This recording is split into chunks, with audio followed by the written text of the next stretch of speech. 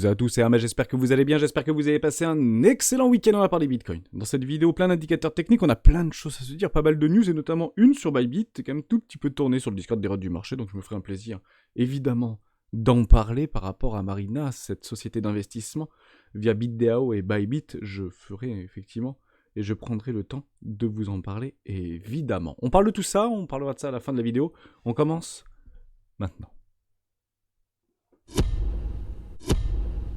Avant de commencer, je vous invite toujours à rejoindre le Discord des rois du marché. Vous trouverez le lien dans la description à l'intérieur. Une documentation qui s'appelle la stratégie des 4 rois. N'hésitez pas à l'utiliser, vous en imprégner, vous en inspirer pour vous aussi trouver votre propre style d'investissement, que ce soit sur le court, moyen, long terme. Vous avez également dans la documentation, en plus de cette petite stratégie, un petit questionnaire qui s'appelle le questionnaire des rois. Permet de mieux vous connaître et mieux connaître les membres de la communauté ainsi que me connaître davantage. N'hésitez pas à aller dessus, je sais plus où est-ce qu'il est, il est ici, voilà, devenir membre confirmé ici dans la documentation. Je sais que beaucoup l'ont rempli, dès maintenant je vais commencer à les valider, et comme ça si vous n'avez pas encore validé votre petit questionnaire, ça permettra de passer en orange ou en rouge directement sur le Discord. Je sais que vous êtes de plus en plus nombreux à nous rejoindre sur la communauté, autant reprendre ces petits questionnaires pour tous passer rouge, bleu, etc. avec grand plaisir, pas de problème avec ça. On parle Bitcoin. Dans cette vidéo, très simplement, on a fait 3 poches de liquidité importantes sur 5. La première, elle était juste ici, zone de rechargement de short, logique. On l'a éclatée. La deuxième, on l'a démontée. La troisième, on est dedans. Formidable. Il nous en reste deux grosses. Ici, 25 000 $, et ici, 34 000, jusqu'aux 36 000 $. Dès lors, nous aurons des prises de profit complètement logiques pour celles et ceux qui sont en long actuellement. Moi, j'avais pris un long. Mon premier TP s'est fait sur les 20 500 $ à peu près. Il est juste ici. Je vous le remontre ici. Long, 25% de ma position. Celui d'Ethereum, je ne l'ai pas eu sur les 382. Enfin, c'était pas les 382 à ce moment-là, mais je l'ai pris ici. Deuxième position, troisième position, quatrième position. J'ai divisé 1% de mon capital en 4 positions. Et derrière, on va chercher les objectifs. Premier objectif, les 25 000 $. Deuxième objectif, ici, les 28 000 $. Premier arrêt du précédent mouvement. Troisième objectif, les 36 000 $, ni plus ni moins. Voilà, des confluences, bêtes et disciplinées, que du bon sens. On prend les TP partiels. Si le premier TP est pris, je ne remonterai pas mon stop loss. Je le prends à partir du deuxième, personnellement. Pourquoi ? Parce qu'il est très probable que si on vient sur les 25 000 $ et que les 25 000 $ tiennent, on pourrait très rapidement revenir aux alentours des 20 000 $, voire sous les 20 000 $ pour faire peur à tout le monde et sortir tous ces acheteurs futurs millionnaires. Donc je ne le prendrai pas, mais j'aurai en tout cas sécurisé ma position et je continuerai à prendre mes TP, bien évidemment, en tout cas mes positions. Si on revient sur les 19 300, si on revient sur les 17 400, pour moi les bottoms sont faits. Donc nous n'avons pas de news extrêmement catalysante, extrêmement baissière. Les bottoms seront faits ni plus ni moins. En tout cas, c'est bien évidemment ma stratégie et mon scénario, et je le tiens tant qu'il n'est bien évidemment pas invalidé. Je ne mets pas all-in, évidemment, sur ce trade, je mets 1% de mon capital, ni plus ni moins. Voilà pour ça. On va en parler de tous ces indicateurs techniques qui commencent à montrer le bout de leur nez. On va passer en weekly ici sur des MA20, MA50, MA100, etc., etc. On va repasser sur notre indicateur technique, la MA20, ok validé. On a la MA50 ici en rouge qui peut faire en fait office de résistance, complètement logique. Les institutionnels l'utilisent beaucoup, la smart money l'utilise beaucoup. Étonnamment, c'est exactement très proche des 25 000 $ sur mon premier TP par rapport à mon long que j'ai mis en place. Le deuxième ici sur la MA100, 36 600 $. Bizarrement, la finalité de mon long, ce sont en fait des take profit, si vous voulez, ce qu'on appelle de la gestion du risque, et puis après on ira chercher l'objectif. Dès lors, MA50, gestion du risque, MA100, bénéfice, tout simplement, objectif. La MA9, MA18, cross quasiment en weekly, ça c'est très intéressant, c'est le billet MA institutionnel. Ça peut être extrêmement pertinent. Je vais le remettre au niveau de mon index, juste ici, et je vais enlever ça. C'est en train de crosser. Si on confirme et si on clôture notre semaine comme ceci, donc au-dessus des 22 500 $, j'imagine, ou un tout petit peu plus, ou 25 700 $, on aura ce fameux cross du billet momentum entre la MA9 et MA18.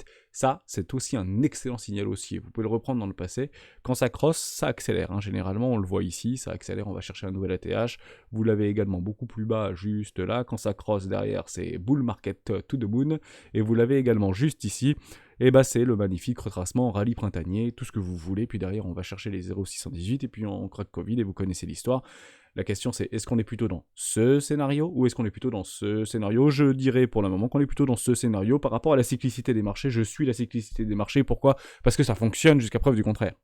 Donc on ne change pas un scénario alors que la cyclicité fonctionne. Si elle ne fonctionne plus et que ça part to the moon, et à ce moment-là, on sera dans le train, on sera peut-être moins exposé, mais c'est pas grave, on suit la stratégie et on ne l'invalide pas, sinon c'est clairement de l'émotion. Les mineurs respirent, ça on le voit également, beaucoup tourné, beaucoup de gros fonds institutionnels, notamment comme BlackRock, tentent de sauver et remettre de la liquidité directement dans leur corps scientifique. C'est extrêmement intéressant ce qu'on est en train de voir. En réalité, ils sortent la tête de l'eau. Dès lors, s'ils sortent la tête de l'eau, ça veut dire quoi? Ça signifie quoi? C'est ça qu'il faut bien comprendre. On part du principe que les mineurs, donc les plus gros mineurs, sont rentables à partir des 20 000 $, quoi. 20 500 $, on peut le dire juste ici, on est sorti en réalité de ce taux moyen, si vous voulez. Donc il y en a qui arrivent à miner beaucoup plus bas, d'autres minent beaucoup plus haut, mais ceux qui minaient beaucoup plus haut ont probablement débranché, ou en tout cas sont encore aux abois, mais on va prendre une grande moyenne, une moyenne conjoncturelle ou une moyenne structurelle par rapport à l'ensemble des très gros mineurs, Corsiantix, Riot, etc. Et ben on peut partir du principe qu'ils n'ont plus la tête sous l'eau. Dès lors, ils arrêtent de vendre. En tout cas, la pression vendeuse côté mineur s'estompe. C'est ça que ça veut dire. C'est ça que ça veut dire. Généralement, les mineurs, ils sont un peu comme nous. Ils vendent un petit peu dans la capitulation, dans la peur, dans la souffrance, parce qu'on pense qu'on va aller à 11 000 $. Et si on va à 11 000 $, on ferme la clé. Mais si on a des magnifiques structures, etc., bah, généralement, si on est accompagné par des banques qui font confiance, ou des institutions, ou des fonds de pension, enfin, pas des fonds de pension, des fonds institutionnels qui potentiellement participent à l'effort de ce bear market ou de ce très fort retracement vis-à-vis des sociétés de mining, bah, dès lors, on arrête en fait de vendre. La pression vendeuse s'estompe et c'est exactement ce qu'on est en train de voir, ce qui est plutôt positif pour le coup. Ichimoku Kinkoyo, également un indicateur très intéressant, on l'a confirmé, on a même accepté juste au-dessus de notre Kinjun, donc ça c'est formidable, je vais revenir par rapport à en attente ici, bah, pas de problème avec ça, on va tout enlever, on va mettre Ichimoku Kinkoyo, on l'accepte et on continue l'accélération. Formidable. Ça, c'est très positif pour la continuation de notre petit rallye, en tout cas de cette magnifique respiration. Dès lors, on a deux choses.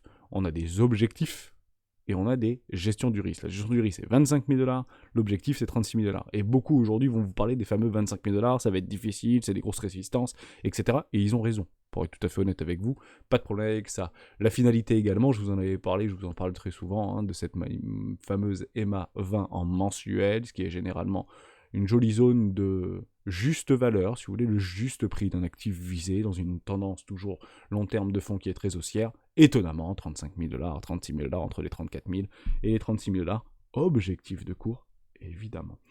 On a également des déséquilibres, ça je voulais pas l'oublier parce que j'aime bien ce petit indicateur de déséquilibre, on peut rester en weekly, il est juste ici, vous avez des magnifiques déséquilibres qui se trouvent juste là, 28 000 $ et également 36 000 $. Vous en avez également plus bas, dès lors on peut éventuellement l'anticiper, c'est un petit peu difficile parce que c'est relativement haussier, mais si vous voulez éventuellement rentrer dans ce trade, vous avez un magnifique déséquilibre, voire plusieurs déséquilibres en weekly qui vont jusqu'aux 17 000 $. Dès lors on ne change pas le plan. On ne remonte pas ses take profits, on ne descend pas son stop loss, on garde le plan jusqu'à preuve du contraire. Pour moi, mon invalidation, c'est en dessous des précédents lots, 15 500 $. Si on doit venir là-dedans chercher des équilibres en premier parce qu'il y a une news catalysante, parce que le PCE Core du 27 ne sera pas forcément bon et qu'on ne va pas être dans le consensus ou on va être en dessous du consensus, donc ce sera relativement baissier, les indices vont retracer et c'est pas grave. On suit le plan, on suit la stratégie et tout très probablement se passera bien. Alors oui, on aura pris pas mal de couleurs pendant ces derniers jours, pour la semaine dernière, on va peut-être reperdre des couleurs, mais c'est pas grave, ça ne fera que travailler les émotions, les structures maintenant sont données, l'acceptation est en cours. Dernière petite chose, ça je pense que c'est extrêmement intéressant, par rapport à des petits gaps CME. Les gaps CME, vous en avez pas mal, pour le coup.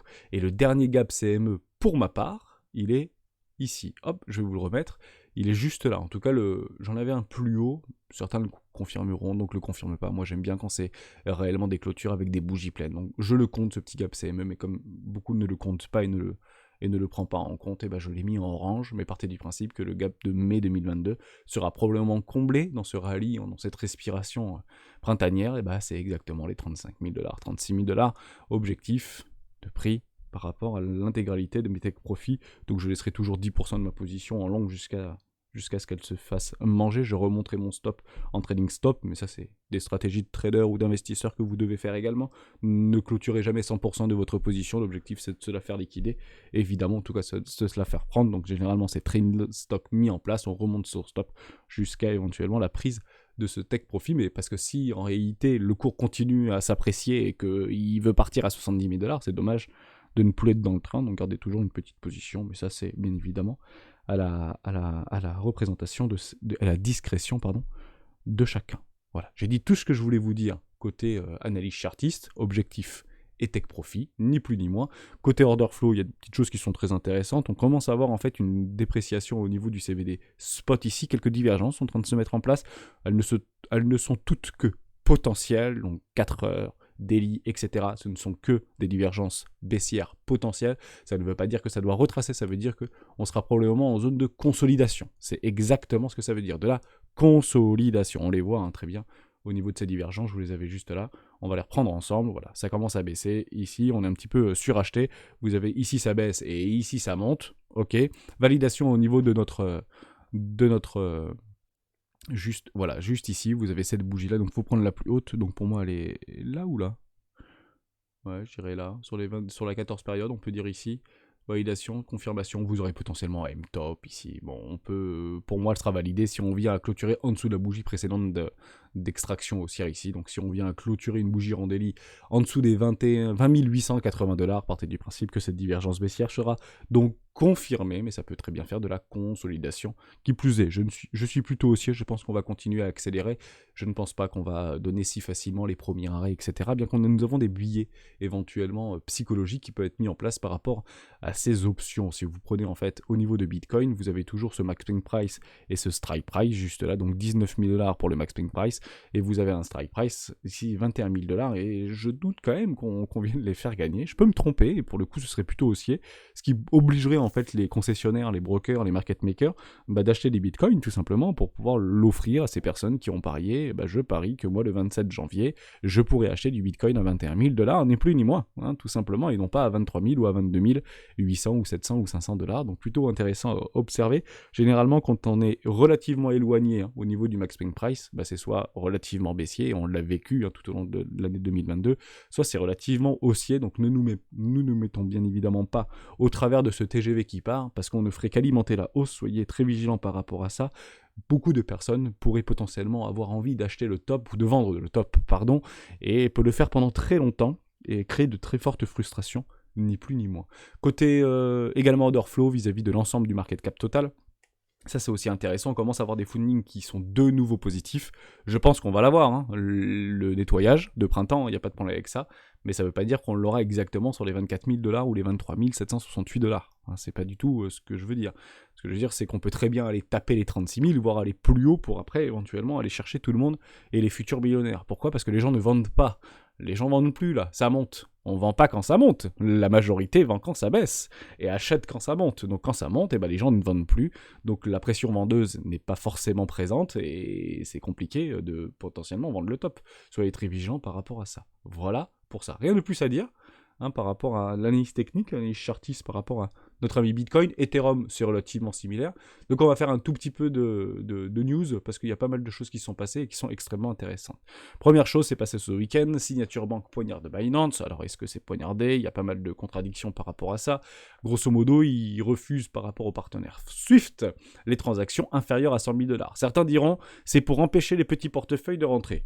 Oui, peut-être, mais je ne pense pas que ce soit dirigé, en tout cas ce soit la principale raison. C'est toujours la même chose, on est en cours de régulation, c'est de grosses institutions qui mettent les pieds dans un marché non régulé, ou en tout cas peu régulé, peu contrôlé, peu sécurisé, et c'est toujours difficile après de revenir en 2019, en 2020, Binance en fait les frais, Coinbase en fait les frais, Nexo en fait les frais, tout le monde en fait les frais pour dire t'as fait ça en 2020, tu nous dois 1 milliard, parce que la SEC elle adore faire ça. D'ailleurs Nexo va probablement payer 45 millions, c'est à peu près le consensus qui est en train de se donner, la SEC n'a pas accepté, mais laissez-moi tranquille, je vous file 50 millions de $, c'est exactement ce qu'a fait Coinbase, je vous donne 50 millions de $, laissez-moi tranquille. C'est comment on appelle ça? La SEC, on pourrait je sais pas, c'est un peu le backsheet si vous voulez des marchés financiers. Je trouve ça juste délirant. On a l'impression que leur business model, c'est d'aller en fait capturer de la liquidité ou capturer de l'argent sur des amendes ou sur en méfant au procès, donnez-moi du fric, quoi. Je trouve ça juste incroyable. C'est un petit peu l'impression que ça me donne, mais bon, après c'est comme ça, les institutions sont faites comme ça, elles sont censées être entre guillemets autonomes et non dirigé. Bon, chacun pense ce qu'il veut, bien évidemment. Et je trouvais ça plutôt intéressant de vous le dire, puisque vous avez peut-être des difficultés sur crypto.com, sur Bybit, à faire des virements SEPA. En réalité, ils prennent leurs dispositions, ils cherchent de nouveaux partenaires. On attend bien évidemment la résolution. Ça ne veut pas dire qu'on coupe les retraits et les paiements. Si vous avez la possibilité peut-être d'avoir plusieurs échangeurs, de transférer de l'argent de droite à gauche, tous ceux qui sont PSAN, etc. Je prends Bitpanda par exemple. Bitpanda, vous pouvez faire des transactions sans problème. Et c'est à peu près ce que je fais. Ou Coinbase, je pense que vous pouvez encore le faire. Faites ça, bien évidemment. Ne restons pas bloqués par rapport à des échéances ou par rapport à des mises à jour qu'il y a vis-à-vis des partenaires financiers de ces échangeurs-là. Ils prennent des risques, bien évidemment. Nous en prenons également. Mais c'est comme ça, tout simplement. Achetez du Bitcoin pendant le Nouvel An chinois. Le Nouvel An chinois commence donc hier. Toute la semaine, ce sera férié en Chine. Et les revendre 10 jours plus tard après rapportent depuis 8 ans, notamment sur Bitcoin, aux alentours des 9%. Voilà, c'est un petit billet psychologique. Généralement, le Nouvel An chinois sur les cryptos, et notamment sur Bitcoin, est plutôt haussier. Voilà, pendant les 10 prochains jours, c'est potentiellement haussier. Donc très intéressant de l'observer. Est-ce qu'on va ou pas continuer à avoir cette prophétie autoréalisatrice? C'est toujours très intéressant. Young Platform, je vous en parle. J'ai même pas regardé. Hein. C'est un projet italien, apparemment un échangeur italien, qui a réussi le PSAN et qui débarque en France. Je trouve ça très bien. Ça continue à pousser sur l'adoption de masse, etc. Ce que je trouve juste très intéressant, c'est ceci. Voilà, selon les derniers rapports de l'ADAN, Association pour le développement des actifs numériques, peut-être un petit peu dirigé, mais toujours intéressant de l'avoir par rapport à ces sondages. Plus de 8% des Français détiendraient de la crypto-monnaie. C'est plus que des actions. Les actions, c'est 6,7% des Français détiennent des actions. Donc aujourd'hui, les Français détiennent plus de crypto que d'actions. C'est toujours très intéressant. Et 30% auraient fortement l'intention d'en acquérir dans un avenir proche. Ou ça, au top généralement. Au moment où ces gens-là vont commencer à acheter, ces gens-là vont acheter les tokens que nous allons leur vendre, ou que les whales vont leur vendre, ou que la smart money va leur vendre. Objectif, 36 000 $. À quel moment on commence vraiment à... En fait, à quel moment vous allez voir votre famille, vos copains, qui, en fait, pendant le Nouvel An et pendant Noël, vous avez dit « Ah, c'est compliqué, Francis, c'est un peu dur, là, t'as perdu pas mal de pognon, etc. » Oui, je suis ma stratégie, hein. Et puis, généralement, on coupe vite à la conversation. À quel moment ils vont revenir vous voir pour vous dire au fait, comment on fait pour acheter du Bitcoin? Parce que là, 36 000 $, c'est bon, ça monte, hein, ça va partir. À ce moment-là où vous avez ça et qu'on commence à le voir sur Twitter et qu'on commence à le voir sur le Discord, partez du principe que c'est pas une mauvaise idée de prendre des profits. Voilà. Parce qu'en fait, ce qu'on va faire et ce qu'on va leur dire, c'est qu'on va pas leur dire ce qu'ils veulent entendre. C'est toujours la même chose. Achète bas, sous les 20 000 $, c'est intéressant d'acheter du Bitcoin. Voilà, ça c'est la réalité. En zone éco-classe ou en première classe, c'est intéressant d'acheter du Bitcoin. Si tu adores le gaming, c'est intéressant d'acheter type crypto gaming, parce que le truc, il a perdu 93%. Mais personne ne veut l'acheter à ce moment-là. Donc ils vont venir vous voir, parce que ce sera à 35 000, ou ça va dépasser les 30 000. Si ça dépasse les 30 000, les médias vont s'en emparer, généralement. Le Bitcoin reprend 60%, le Bitcoin reprend 80% depuis le 1er janvier. C'est le feu sur le Bitcoin et sur les crypto-monnaies depuis le début de l'année 2023, et vous allez avoir des news catalysantes qui vont accompagner ce mouvement, en disant que Christine Lagarde pense que la récession, finalement, il n'y en aura pas. Bruno Le Maire vous dira, on a réussi à passer outre la récession. Les Américains vont dire, c'est olé olé, la récession, on arrête d'augmenter les taux, c'est formidable. Et ça permet en fait de faire venir beaucoup de personnes à un instant T, créer beaucoup de liquidités pour que la smart money puisse leur vendre dans la tronche, ni plus ni moins. Voilà. C'est pour ça que je suis un petit peu dans ce scénario, si vous voulez, de 2018. On va chercher ce rallye printanier. Les gens cet été vont dire, tiens, j'ai bien fait mes primes, etc. en avril, et mes primes trimestrielles et semestrielles. Tout est vert, c'est formidable, j'achète. Vous allez leur dire, non, n'achète pas. N'achète pas, puisque, pour le coup, c'est un peu FOMO en ce moment. Ils le feront quand même. Voilà, ils font toujours le contraire de ce qu'on peut potentiellement leur préconiser. Mais c'est normal, il faut qu'ils apprennent. On n'a pas le choix. Moi, comme vous, comme beaucoup, bien évidemment, ont appris, ils se feront vacciner. La seule chose qu'on peut leur préconiser, c'est de ne pas mettre all-in et d'être prêt à perdre l'intégralité de leur capital d'investissement. Je le dis, je le rappelle. 90% des traders amateurs perdent 90% de leur capital en 90 jours. Parce que quand vous arrivez sur un marché tendanciellement haussier fortement, ce qui est plutôt de bon augure, on teste tout d'un coup. Contrat futur, margin, options, etc. Roi du monde, et ça marche. Et ça marche. Pas longtemps. Mais ça marche. À ce moment-là, quand vous allez commencer lorsqu'on va commencer à voir les indicateurs un petit peu s'emballer, prenons nos profits lorsqu'ils se présentent. Vendre trop tôt, c'est vendre maintenant. Vendre trop tôt, c'est vendre maintenant. Vendre en dessous des 40 000, c'est pas vendre maintenant. Et je vous explique pourquoi. Parce qu'en fait, ces poches de liquidité, on peut les voir autre part. On peut les faire monter. Ici, on peut les faire monter jusqu'à 48 000 $. On peut les faire monter jusqu'à 52 000 $. On peut les faire monter jusqu'à 60 000 $. Voilà, et tous ces chasses au stop vendeurs. Non. Pourquoi non? Parce qu'on était bullish ici. Le monde ici était bullish. Donc là-dedans, il y avait beaucoup plus d'acheteurs piégés sous l'eau en train de mourir, maintenant, plutôt que de vendeurs à découvert qui étaient en train d'appuyer très fort sur la tête. Signe noir, signe noir, signe noir. Ici, c'est pas des grosses poches de liquidité. Ce sont des personnes qui ont déjà pris le profit, ou en tout cas qui accompagnent ce mouvement en prenant leur profit. Les gens qui ont vendu ici, les gens qui ont vendu ici, ont pris des profits potentiellement ici et prennent des profits potentiellement ici, ou enfin depuis le début probablement des 6 derniers mois. Tout simplement. Ça, c'est super important. Donc quand on va commencer, et si on y va, hein, j'en sais rien pour être tout à fait honnête avec vous, si on commence à faire un petit tour au-dessus des 50 000 $, on sera clairement dans une absurdité de surachat. Je ne parie pas en 2023 sur un nouvel ATH. J'aurai pris mes profits lorsqu'ils se présentent. Je serai engagé, je serai investi, mais j'attendrai qu'on revienne tester ces bottoms de marché, proches probablement des 20 000 ou des 25 000 $, plus le taux s'appréciera. Comment on fait? C'est extrêmement simple. Vous prenez votre Fibonacci, voilà, et vous le tirez. Vous le tirez. Vous le tirez, vous le tirez, vous le tirez, vous dites premier arrêt, zone de rechargement d'achat court terme, dans du suivi de tendance. Tout simplement. Ok pour ça? Voilà. On continue par rapport à ces petites news, donc plutôt intéressant. J'ai un petit peu bifurqué, mais c'est pas très grave. Voilà, je voulais vous montrer ça aussi. Nexo versera 45 millions de $ pour avoir la paix avec la SEC. Donc je crois pas que ce soit encore validé. Il me semble pas que ce soit validé. Mais regardez en fait le cours de Nexo. Ça tient les lots. Donc si vous en aviez peur ou si c'était mon billet psychologique, pour être tout à fait honnête avec vous, j'ai plus ce billet psychologique puisque ça a l'air de bien se passer. Donc je me positionnerai très probablement dans Nexo, puisque ça tient complètement ses pressés en lot, il n'y a pas de problème avec ça. On est en train d'aspirer toute l'offre. Pour moi, c'est pas mal, quoi. Hein, c'est plutôt intéressant d'observer ce petit truc sur Nexo. Alors, on peut avoir peur, pas mal de FUD, pas mal de tout ça, mais ça reste très faiblement capitalisé, Nexo, me semble-t-il. On va regarder ça. Je pense pas que ce soit 5 milliards, ce truc. Voilà, c'est 700 millions. 56% des tokens qui sont libérés, ça peut être un bon hedging pour celles et ceux qui sont exposés sur Swissborg. Nexo peut être éventuellement une contrepartie logique par rapport à une protection vis-à-vis du risque pris, tout simplement. Moi, je le prends comme un hedge, si vous voulez, Swissborg, Nexo. OKEx rassure ses utilisateurs et publie encore sa preuve de réserve. Ça continue, ça n'arrête pas, formidable, merci à toi OKEx. Faites-le, c'est toujours intéressant, ça rassure les communautés, mais ça rassure les communautés, on est tout petit aujourd'hui. Donc ça ne rassure pas les énormes communautés, ça rassure les petites communautés. Ils le font et parfois on peut même penser qu'ils le font avec un tout petit peu trop de force, ou un tout petit peu trop d'annonces, ou un tout petit peu trop de tout ce que vous voulez. C'est pas pour nous qu'ils le font, hein, c'est pour les régulateurs et pour avoir des régulations plutôt douces dans les prochains mois et prochaines années. Hein, c'est clairement pas pour nous, en fait, ils sont en train de préparer le terrain. Nous, on le voit parce qu'on y est. Les autres ne le voient pas. Les autres le constatera. Mais si vous faites ça pendant les modes de régulation, ça marchera pas. C'est clairement du lobbying marketing. Il faut juste le comprendre comme ça.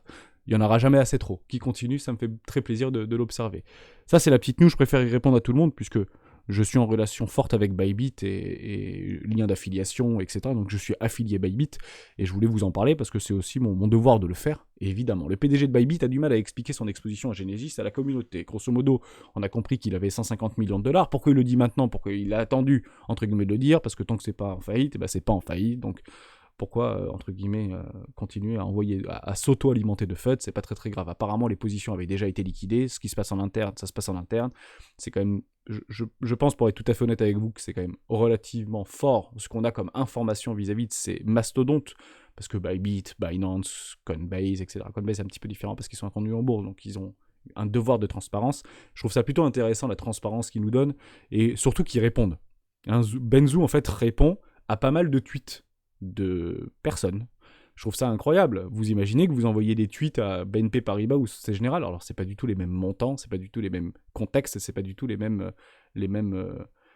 risques, je suis tout à fait d'accord. Mais je trouve ça très intéressant en fait, qu'ils répondent, qu'ils prennent le temps de répondre pour tenter, tant bien que mal, de rassurer la communauté. Donc 150 millions de $ exposés, ils ont liquidé les positions, basta pizza, mais il faut partir du principe, et ça a aussi peut-être beaucoup choqué certains d'entre vous, parce que Bybit a une société d'investissement. Oui, mais tout le monde a une société d'investissement. La plus grosse, c'est Binance, me semble-t-il. Avec Binance Lab, etc. Il investit des millions et des centaines de millions, voire des milliards de dollars dans des projets crypto, Binance. Bybit, c'est des millions, voire centaines de millions. Le plus gros d'ailleurs, la plus grosse exposition, hein, c'est toujours intéressant, si vous achetez du Bit, par exemple, du BitDAO, il faut essayer de regarder où est-ce que les pions sont positionnés. Donc la plus grosse allocation de BitDAO aujourd'hui, c'est ce truc-là. Je sais plus où est-ce que, voilà, c'est ça. C'est ZK-Syncs. Ok, donc Marina Venture, donc c'était en 2021, donc ça fait plus d'un an. Donc, bon, en gros, c'est pas nouveau hein, qu'il a une société d'investissement. On le sait depuis des années, en fait. Ils en ont tous, pas de problème avec ça. Ce qu'ils n'ont pas, c'est une société ou une maison de trading, ce qu'on appelle les trading house. Ça, Bybit, en tout cas, il nous dit qu'il n'en a pas. Binance, je sais pas. Coinbase, on sait qu'il en a pas. Coinbase l'avait dit pendant les gros FUD d'il y a 1 an ou 1 an et demi en arrière, on n'a pas de maison de trading. FTX en avait une. FTX, enfin, je sais même pas si on le savait réellement, je me pose la question maintenant en prenant du recul, mais c'est vrai qu'on beaucoup de youtubeurs disaient Sam mise contre ses clients, etc. Enfin, c'est le patron de manège, etc. Je sais plus si on savait réellement si oui ou non il avait une maison de trading house. Je me pose la question, dites-le moi dans les commentaires si vous êtes au courant de ça, mais généralement on n'en fait pas la publicité de ce type de choses. Par contre, d'avoir une société d'investissement, d'ailleurs qui est très fortement représentée par rapport à BitDAO, la DAO de Bybit, c'est pas direct puisqu'ils ont que 40% ou 43% je crois des allocations au niveau de la DAO, c'est Bybit et BitDAO qui ont investi plus de 200 millions de dollars là-dedans. Ça représente quasiment 25% des allocations. C'est énorme, hein. Je crois que sur à peu près 800 millions ou 1 milliard, me semble-t-il. Donc c'est quand même pas mal. Voilà pour ça. Donc regardez, renseignez-vous. Comme ça c'est indirectement, investir dans BitDAO, c'est investir là-dedans, si vous voulez. Hein. Ni plus ni moins. Donc c'est un layer 2 sur la blockchain Ethereum, etc. Il n'y a pas encore de token. Probablement droppé. Donc si ça vous intéresse, peut-être aller faire un petit tour au niveau des testnets et des mainnets pour essayer de voir éventuellement de choper un airdrop un petit peu à la Aptos ou un petit peu à un truc comme ça, tout simplement. Ok, voilà pour ça. Donc il avait expliqué tout ça dans un tweet et il a essayé d'aller très très vite. Pour le coup, j'ai pas vraiment de... J'ai fait une recherche approfondie, mais j'ai pas vraiment de sentiment par rapport à cet événement. Je sais pas s'il l'a bien dit, s'il l'a mal dit, je m'en fiche en fait, c'est pas important. Ce que je veux être juste sûr, c'est que il ségrègue bien les comptes et qu'il n'utilise pas l'argent de ses clients pour pouvoir en fait investir dans ces boîtes qui, on le sait très bien, 99 feront faillite dans les 10 prochaines années. C'est ça le plus important. Je le rappelle, c'est une fracture très douloureuse ce qui s'est passé avec FTX, mais c'est lunaire ce qui s'est passé avec FTX. Ça n'existe pas dans la vraie vie. Utiliser l'intégralité des fonds de ses clients pour investir dans des boîtes, acheter des villas, acheter des bagnoles de luxe et et faire bouffer ses collaborateurs au restaurant 4 étoiles tous les midis, ça n'existe pas dans la réalité. Logiquement. Ce qui est juste dingue, c'est comment on l'a pas vu. Quand vous rincez 75% des sénateurs, peut-être que ça marche. Voilà pour ça, je ne sais pas. Pas de préjugés, pas de jugement de valeur, ce qui est fait n'est plus à faire. Mais effectivement, ils sont tenus à montrer patte blanche, et il faut continuer à les solliciter, ces gens-là. Il ne faut pas leur laisser en fait le temps de respirer. C'est leur fardeau. Ils méritent peut-être leurs milliards ou leurs centaines de millions de dollars de fortune, mais c'est leur fardeau. Ils ont commencé à le faire, on ne les laissera pas arrêter là. Qui continuent à le faire, qui continuent à nous rassurer, et qui continuent à le prouver. Prouve-le. T'as que 150 millions de dollars? Prouve-le. Montre les papiers. Montre. C'est ça qu'on attend d'eux. Ce ne sont pas nos amis. Ils sont nécessaires pour l'écosystème. Je le dis franchement, s'il n'y avait pas les contre-futurs, s'il n'y avait pas les contrats-options, s'il n'y avait pas tous les dérivatifs, Bitcoin n'aurait jamais atteint 70 000 dollars. Très probablement. Dites-vous la même chose aujourd'hui. Bitcoin n'atteindra peut-être pas 500 000 dollars s'il n'y a pas tous ces dérivés en réalité qui continuent à fleurir partout sur les échangeurs et partout sur la planète. Vous aurez toujours la possibilité avec un VPN de pouvoir éventuellement faire des contrats futurs ou spéculer avec des leviers, etc. Et puis quand vous allez voir les ETF arriver et sur le spot et même sur les contrats futurs, BT et Bito sont dans un bateau, les deux vont aller à l'eau et les plus patients seront récompensés, bien évidemment. J'ai dit tout ce que je voulais vous dire. J'espère que je vous ai aidé. Pas forcément rassuré, hein, c'est toujours la même chose, c'est que le strict nécessaire sur les échangeurs. Personnellement, j'ai pas beaucoup de mon capital d'investissement sur les échangeurs, bien que j'ai plusieurs échangeurs. Et je traite, par exemple, j'ai remis du cash parce que je prends le long, quoi. Mais c'est tout. Sinon, c'est sur des comptes en banque, et plusieurs comptes en banque, et les virements, c'est pas très cher. Il faut juste faire attention au niveau de l'impôt. C'est tout. Faites très attention par rapport à ça. Vous pouvez faire plusieurs allers-retours, mais faites attention à l'imposition. On va d'ailleurs créer un petit salon fiscalité et on fera appel à un avocat fiscaliste que je vais essayer de trouver. On fera un interview, je vous demanderai toutes vos questions, etc. On le fera dans les prochaines semaines. Je m'y engage personnellement puisque je pense que c'est nécessaire. Mais toujours pareil, au niveau fiscalité, si vous avez un doute, toujours de bonne foi. N'essayez pas de biaiser le système. Ça ne fonctionne pas. Beaucoup ont essayé, peu ont réussi. Quels que soient les montants, le bon sens. Toujours bienveillance, bon sens et sincérité. Voilà. Vous pouvez essayer éventuellement de contourner le système sur plein de choses, pas avec le fisc. Je parle d'expérience. Et je pensais que les montants engagés n'étaient pas très importants. C'est pas des grosses sommes, bien évidemment, mais essayer un petit peu d'englober la vérité, si vous voulez, ou peut-être pas aller jusqu'au bout qu'on aurait dû aller, etc. Il nous tombe dessus, on paye et puis on dit merci. C'est à peu près l'idée, donc faites très attention à ça. Si vous le savez, toujours de bon sens, vous n'êtes pas à quelques milliers d'euros près. Si vous avez à payer l'impôt, payez l'impôt, sinon, expatriez-vous, tout simplement. Merci à toutes et à tous d'avoir suivi cette vidéo jusqu'au bout. On se retrouve demain dans une prochaine vidéo d'actualité des rois du Bitcoin. Ciao.